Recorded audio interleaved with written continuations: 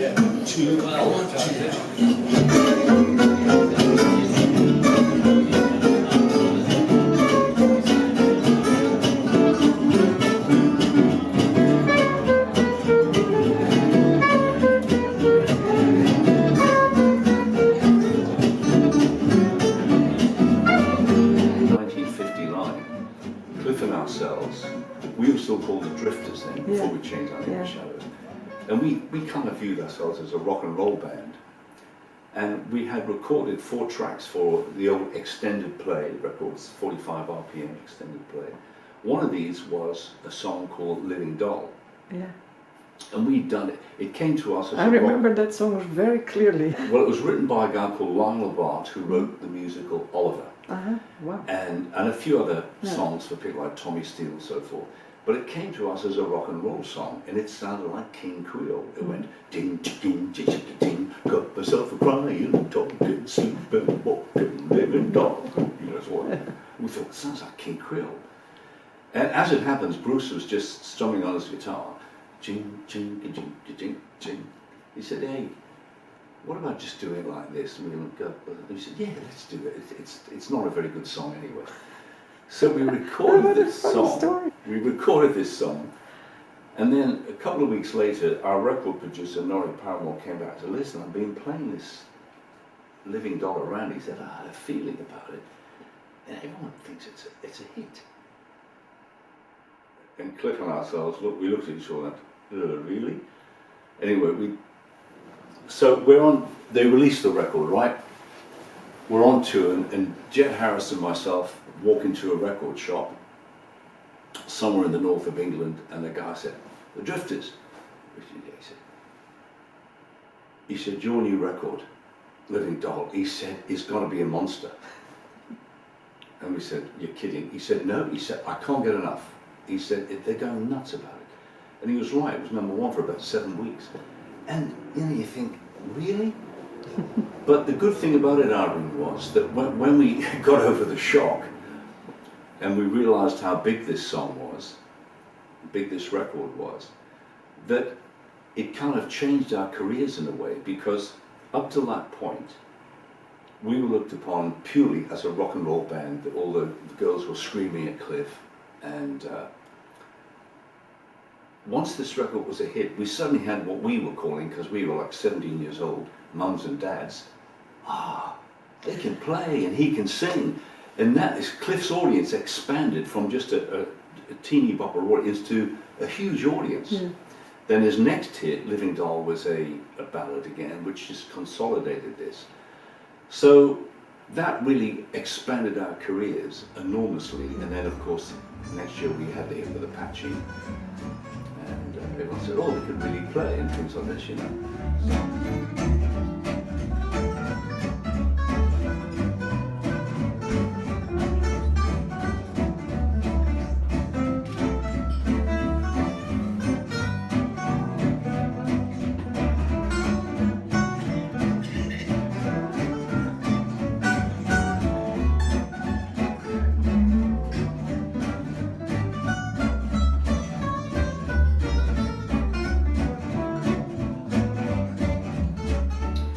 What's important to me, Irene, over many things, my family obviously.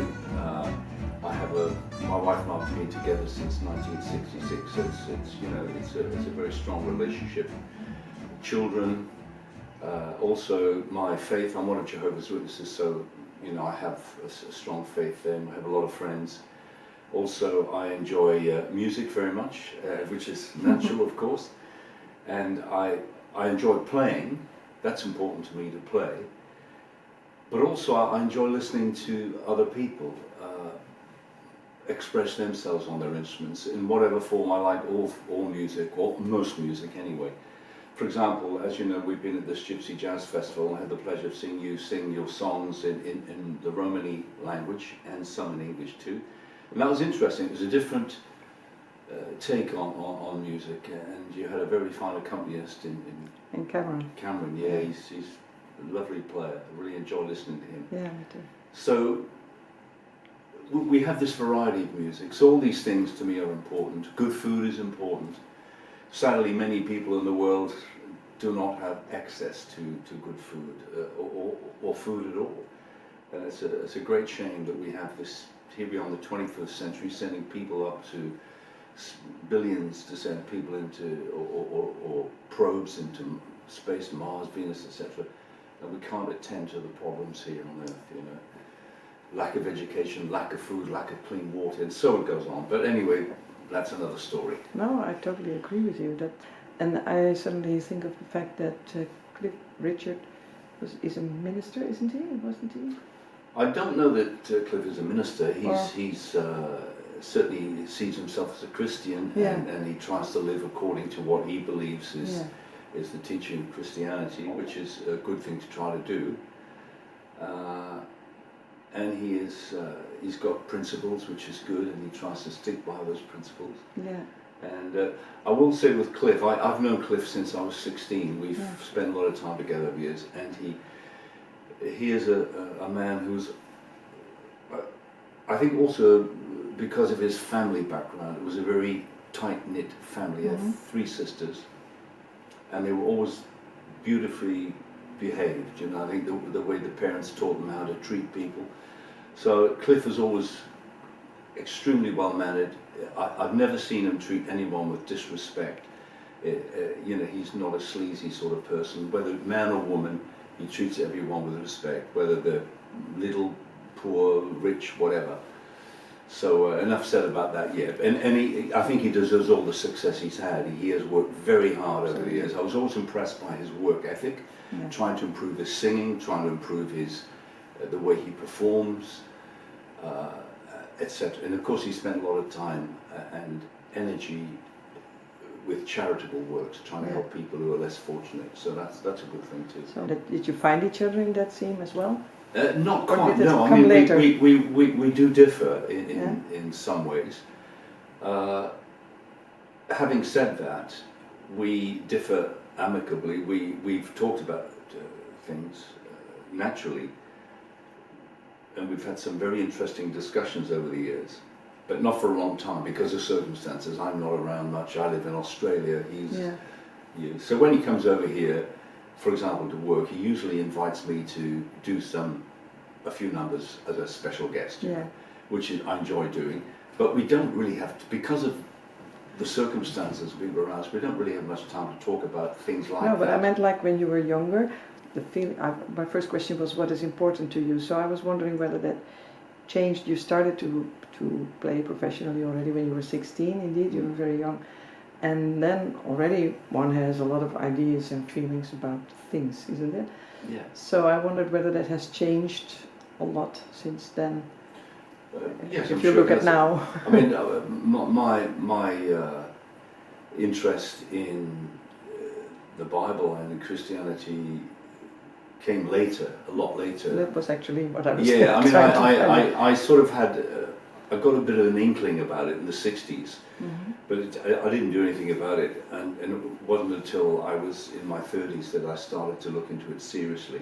And then obviously it changes your view on life, you know, on many things, on morality, on honesty, and so forth and so forth, for the good, you know, for all things for the good, you know, the way you interact with people and so forth, and yeah. And so I wondered whether you and Cliff, it's not about Cliff actually, it's really about you, but whether you had some interaction at a younger age about what your beliefs were. No, we didn't have any. No. At a younger age. I was pretty much an atheist, really.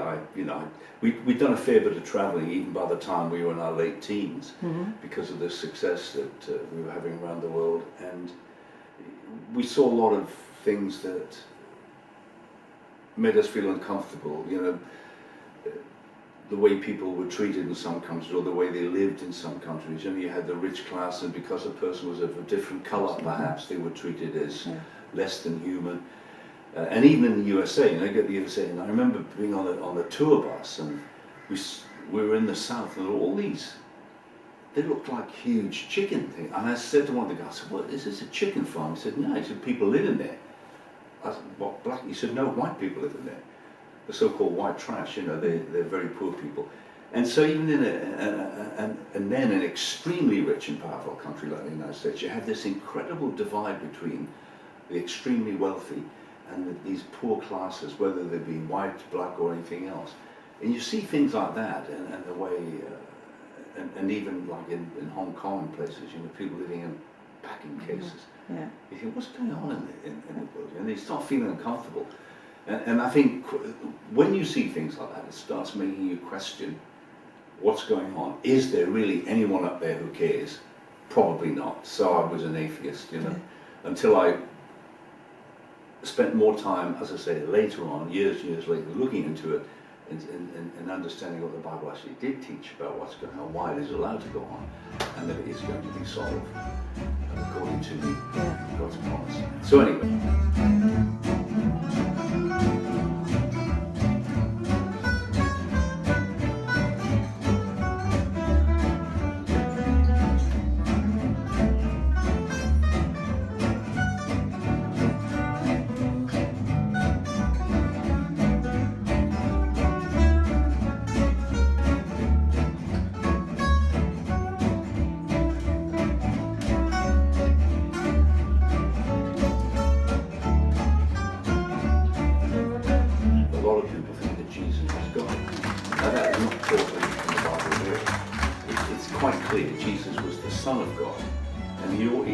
To be God, and if we look in the Bible, even the book of Revelation, where he is described after this, he returns to the heavens, he's shown to be at the right hand of God's throne, and he actually approaches God to take a scroll out of, it's all symbolic, but clearly two separate individuals, two separate persons. So, you know, when Jesus said he would return, excuse me, he said, in the manner in which I left, or that's what the angel said about him. Now, how did he leave? The scripture is very clear. He left, he disappeared into a cloud. And the only people who saw him go were his apostles. They saw him go, and then he disappeared. No one else saw him go. So the implication in that is that when he returns to finish the system and bring in what the Bible describes as the kingdom of God, to restore the earth to where it should be, you know, governed correctly and handled correctly, is that he will return invisibly. We won't see it. We'll feel the evidence, but we won't see it. You know, we feel, for example, we feel the wind. I've never seen the wind, but we feel it, don't we?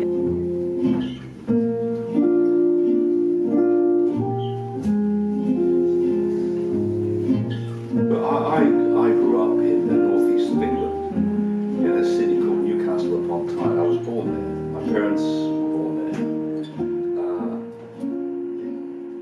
there. It was an interesting city at the time. Not that I was entirely aware of that as a youngster, but later on when I moved away and understood better, interesting because it was fairly near the coast, the east coast of England, and a lot of ferries came in from Scandinavia, Germany, all those places. They came up the River Tyne. So there was always a lot of visiting sailors and merchant seamen and things like this. And also there was an army base not far away, so you had military around. And in those days, a lot of mining, coal mining, so, you know, you'd see sometimes people who worked in the mines, although most of those lived in little mining villages or towns away from Newcastle.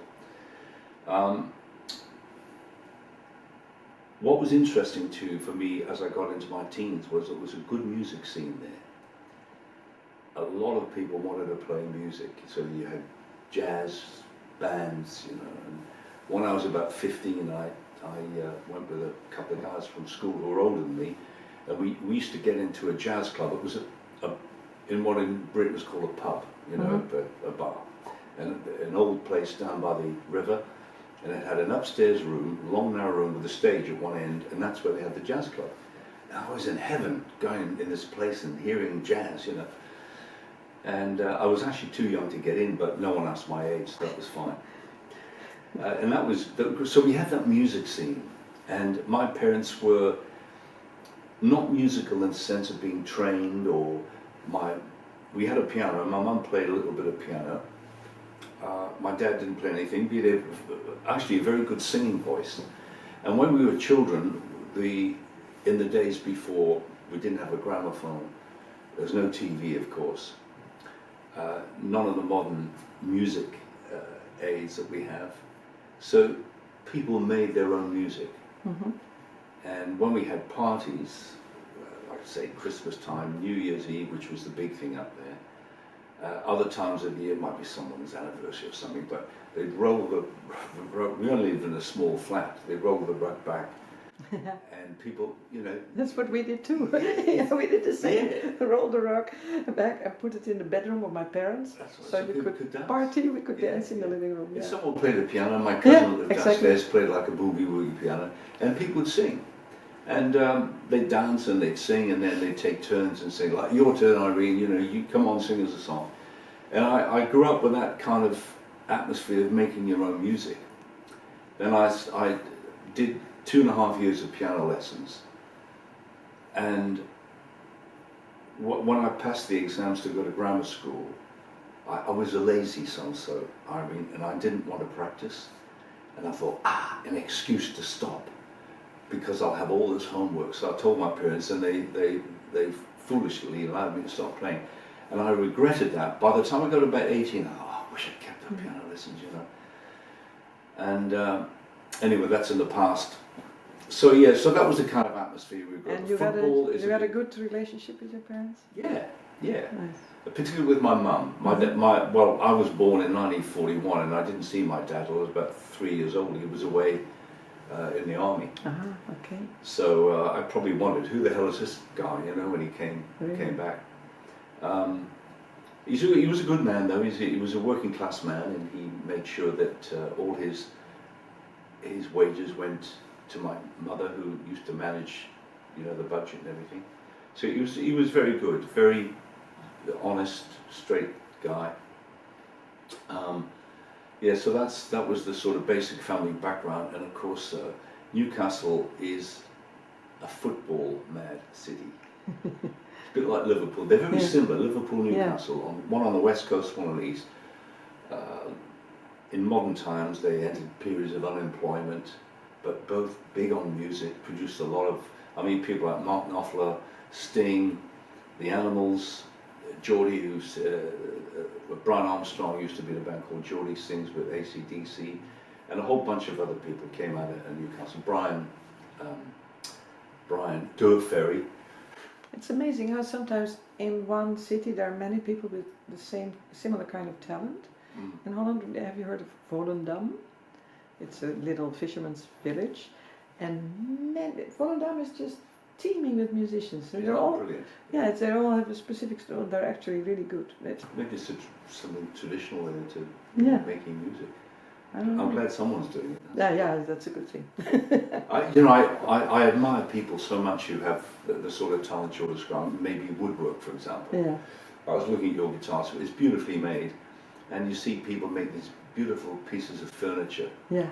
Or beautiful instruments, and I think that's such a wonderful, working with this natural, organic matter, wood, and the different kinds of wood, and how beautifully they do it. That to me is a real talent. It takes a lot of time and effort and patience. Concentration. You know, there was a documentary on TV going back maybe 2 years ago, set in Italy. The classical violinist, he was getting a violin made, and he went to, I can't remember the city, Cremona, I think. In fact, Cremona. Oh yeah. And he went to the violin maker there, and they showed how he's making him a violin. He's got to choose the correct wood, and of course they start off with a thick piece of wood for the top, which he carves by hand, and it takes time and patience, and you know, keep checking, and the whole process took a long time to complete the instrument. Yeah. And I thought, how wonderful, you know, that is, that someone has that passion for making, in this case, a violin, has the talent, of course, to do it, but has the patience. You can't just, I'll make a violin tomorrow. In the world we live in today, it seems everyone wants everything yesterday. When I was playing with the Shadows, we had separated for a number of years at the end of the 60s, and we got back together in the 70s to do, well, we made an album, then we did the Eurovision Song Contest, we were invited to that. And the song we did came second, I think, but we had a hit with it. And we thought, hey, you know, let's start doing some shows. So we started doing tours again, and then EMI said, look, they've just got onto this idea of doing TV advertised music, which no one had done before. Well, certainly not in the UK, it was a new thing. And they said we would like to do an album called The Shadows 20 Golden Greats. We thought, well, that's very nice, but I don't think it's going to sell. And they said, no, we've done our market research, it's going to be big. And we said, you're kidding? And they said, no. So we said, okay. So they put the thing out, and it just went bam, straight up to #1 for about 6 weeks, and it was a huge album. And of course that was great. It sort of gave a resurgence to our Shadows career. And then, so that was a bit of a shock, an amazing thing. And the next thing was that we were about to embark on a tour about a year later, and there'd been a huge hit in the UK from the show. The song was Don't Cry For Me, Argentina. Mm-hmm. It had been a song hit. And in the Shadows shows, I used to often, well, always do at least one ballad as a gentle feature. Yeah.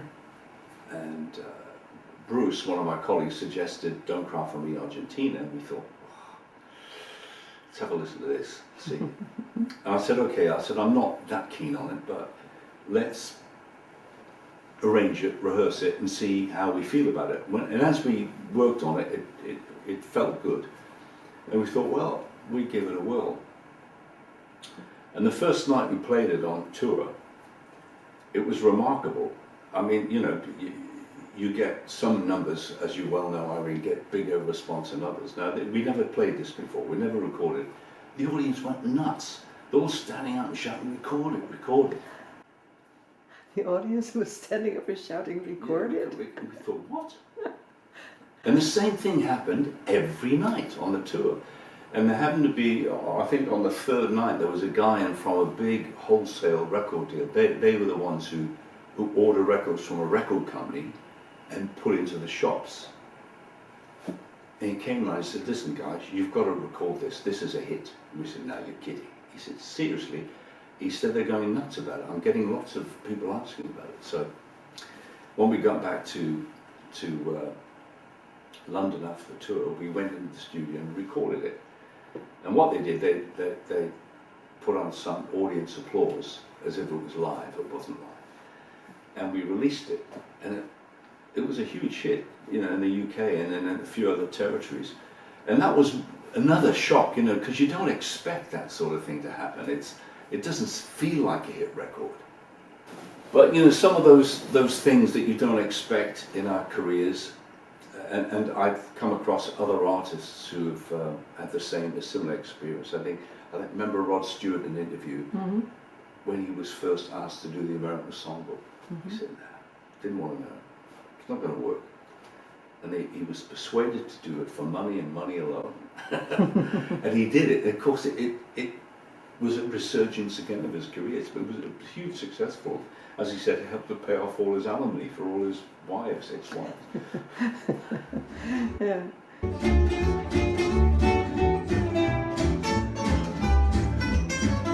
With the way my life has gone musically, obviously, when I started, my first influences were folk blues and work songs and New Orleans and Chicago jazz, and then big band jazz like Benny Goodman and things like this. And then when I heard rock and roll, I thought, whoa, I like that. You know, particularly early Elvis Presley, Carl Perkins, Little Richard, Chuck Berry, you know, Fats Domino, all of those very early guys. And then you had the connection between, to me it sounds like a connection between rock and roll and the swing era, which was Louis Jordan, who used to do those sometimes slightly humorous songs, in the lyric humorous, and had some big hits like Open the Door Richard and a few things like this, and what was the song? Choo choo choo choo choo choo choo choo boogie, things like this.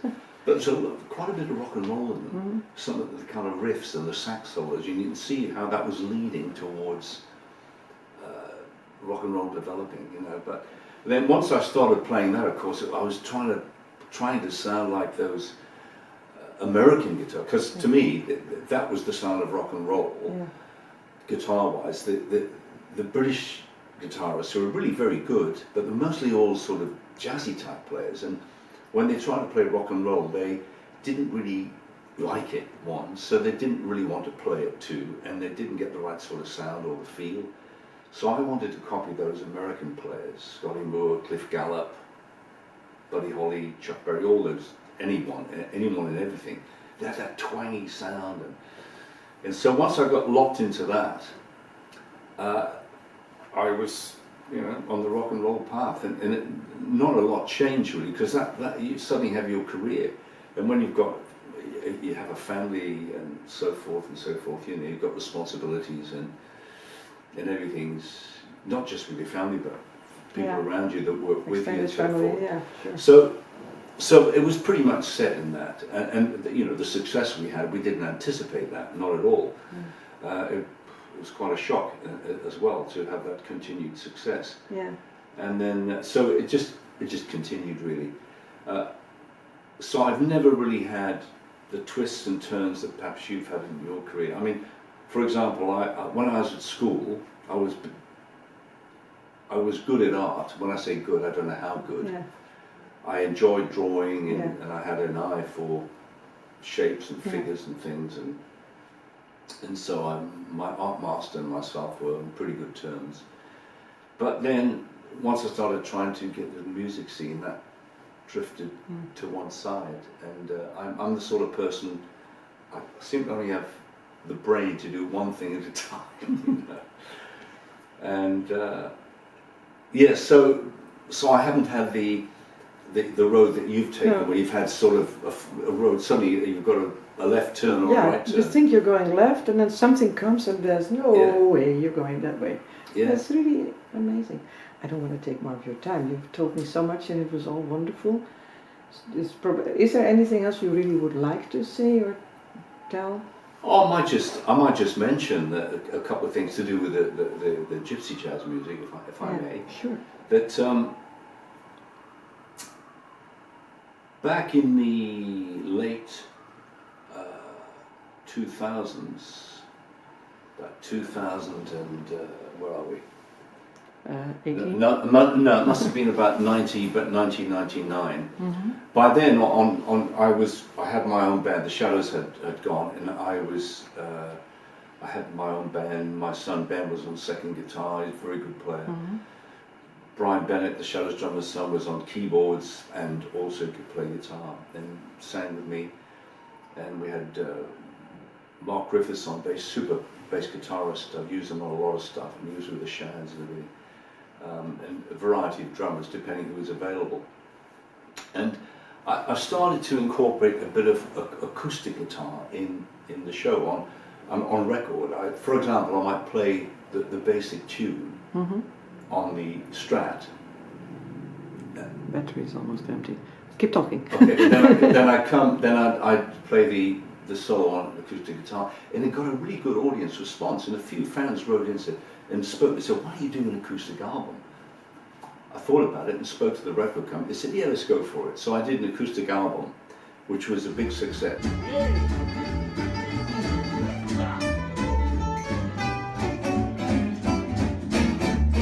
So they agreed that we should do the album. So I chose the numbers I was going to record, and it's not fingerstyle. I play with a pick. Instead of having a Strat, I'm using an acoustic guitar. But in the main, I used an old Favino, and on about 3 other tracks, a lovely guitar bought in New York, a Taylor Cathy Malua guitar, I think her name is.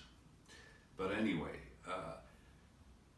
and when I started doing this track, I heard a Stefan Grappelli CD with his guest artists were the Rosenbergs. I thought, that's sensational.